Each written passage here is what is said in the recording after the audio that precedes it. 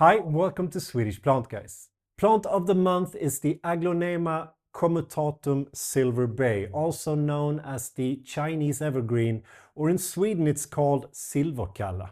There are two main reasons why this is one of the species we most commonly use for indoor landscaping.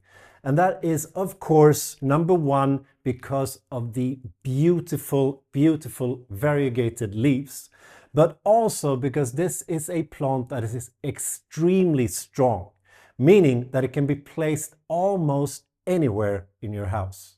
So the Aglaonemas are native to the eastern parts of Asia, meaning Thailand, Malaysia, Indonesia, and the Philippines. And it grows beneath the canopy in the rainforest.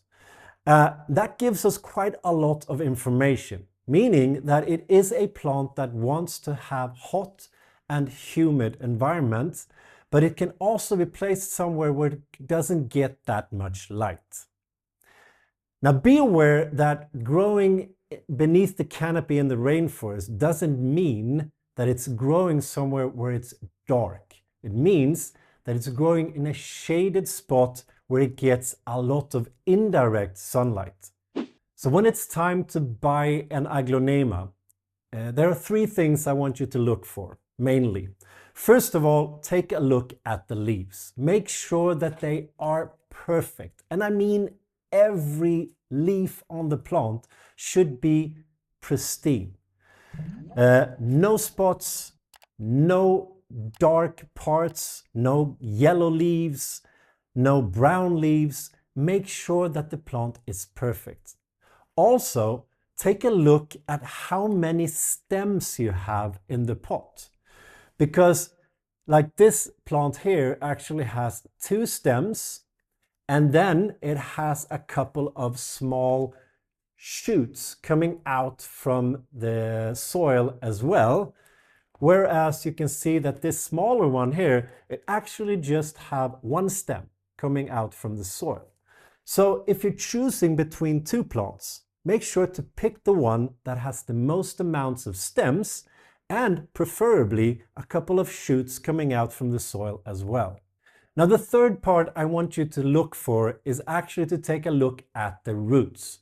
First thing you can do is take a look at the underside of the pot here. Do you see any roots in the holes, in the drainage holes, which we actually can do here? So we can see that there are a ton of roots down here. If you see that, then you don't have to do the next step. But if you don't see any roots coming out from the holes or inside of the holes here, you can actually take a look at the roots. You can do that by just holding your hands gently around the stems, push a little bit around the pot here to make sure that it loosens from the soil. And when you see that it comes off, you can take a look at the roots. Now the roots should look something like this. You should have a lot of them, and they should be white or a little creamy white. If they are brown, black, or any other color, or if they smell bad, then don't pick that plant, pick another one. And if you don't have a lot of roots, pick another plant. So where should you place your Aglaonema silver bay when it arrives in your home? Well, think like this. The plant actually wants a lot of indirect sunlight.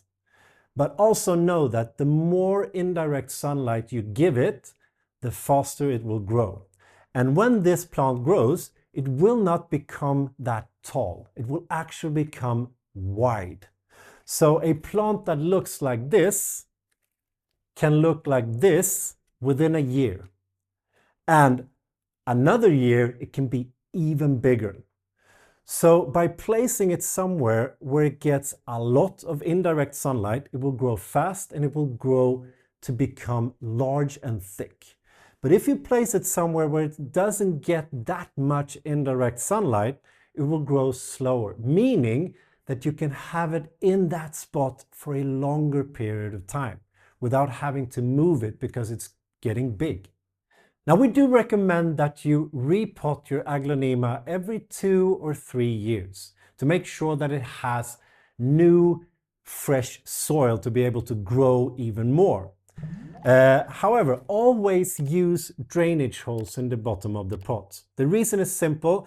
We want you to be able to remove all the excess water after you've watered the plant. Because when it stands in water, it is a high likelihood that you will get root rot and you will get problems with the plant. But you can also take a look at the drainage holes to see when it's time to do a repot. Maybe 2 or 3 years you still doesn't have any roots coming out of the drainage holes. Then you know that, okay, I can wait another year, maybe 2 years before you do that repot. But when you see that you have a ton of roots and they are coming out from the drainage holes, maybe even clogging up those drainage holes so that the water cannot get out from them, then you know it's time to repot. Now the care of an Aglaonema is not that difficult. But remember this simple tip. Only water again when the soil, the top soil of your pot is dry 1 or 2 inches down into the pot. Now depending on, of course, the size of your pot here. But a size like this, maybe 2 inches down, maybe 5 centimeters down in the pot. Just feel with your fingers down into the pot. When it's dry, you know that, okay, I can water it again. If it's still moist, as this plant is here, then you just wait. And then you feel again to make sure that it's dry, then you can water again. And like I said, make sure to remove the excess water after watering. Now most varieties of Aglaonemas will flower, and that can happen 1 or 2 times a year if it's feeling really well. As you can see on this picture here, the flower it's not that beautiful. So you're not buying an Aglaonema because of the flower, you're just getting the flower as an extra plus. And also, when it has flowered, you have the chance of that flower turning into a red berry. We always recommend you with Aglaonemas that you check your leaves once and again. What I mean by that, maybe once a month, or if you can, once a week, just take a look at the leaves to make sure that you haven't gotten any pests. Now here in Sweden, the most common pests that attack a Aglaonema is spider mites, mealybugs, or scale. So how do you know if your Aglaonema has gotten any pests on it? Well, when you check the leaves, as I said before, start by always checking the newest leaves of the plant. The newest leaves are the delicacy for the pests. And the reason is simple, because the newest leaves hasn't gotten the cuticle yet. The cuticle is that waxy, hard, like thick surface of the leaf. And that cuticle is actually protecting the leaf from a pest trying to bite into and getting those nutrients inside of the leaves.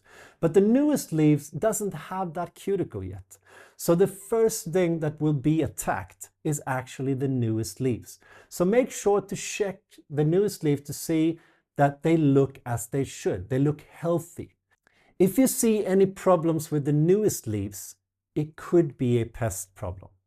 So an extra bonus tip for you. It is quite common that your Aglaonemas can get something on the leaves, on the stems, and also on the flowers of the plant. And it looks like there are small droplets of water on the leaf stems or the flowers. And it looks something like this. It's most common on the flower, like on this picture here. But it can also come on the leaves or on the stems of the plant, looking something like this.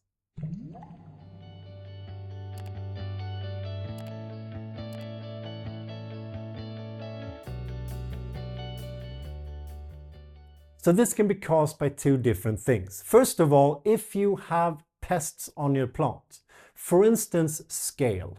When scale attaches to the leaves of the plant or to the stem of the plant, it starts to suck out the nutrients from the plant. And the excrement from the scale looks something like this. It looks like small droplets that are sticky. But it can also be something that has nothing to do with scale or any type of pests. And the reason that it looks like this is overwatering. So let me explain. When the plant has too much water moving inside of the plant, this is a form of transpiration that means that it pushes that water out from the plant because the tension inside of the plant is getting too high. And that shows us in the form of small droplets. And those droplets have a very high concentration of starches, meaning sugars. That's why when you touch those small droplets, they are sticky. That's the starches, the sugars from within the plant. Now, it's our experience that this usually happens to an Aglaonema if it has been placed somewhere where it's been extremely hot, or if it's placed somewhere where it gets direct sunlight, meaning that the surface of the plant has been very, very hot. That means that the plant has to move a lot of water inside to try and regulate that heat. And that pressure buildup of water gets to be too much, and these small droplets of water and starches gets pushed out of the stomatas, those small openings that can open and close on the leaves and on the stems. So we get those small droplets of sticky, icky on them. Now, it's our experience that this is not a problem for the plant because it will continue to thrive. So don't be worried if your plant has this. Unless it's pests, of course, you have to take care of the pest. But if it is due to overwatering, make sure to move your plant somewhere where it's not that hot, where it doesn't get that direct sunlight, and it will be fine. Now, if you're interested in knowing more about Aglaonemas and more about the Silver Bay variety, we have a more in-depth video you can go and watch. But if you liked this video, please give it a thumbs up. That really helps our channel a lot. If you haven't subscribed yet, please do. Hit that bell as well so you get a notification every time we put up something new. You can follow us on Facebook and Instagram where you can get sneak previews on upcoming videos and sometimes a little bit more. Now until next time, hej då!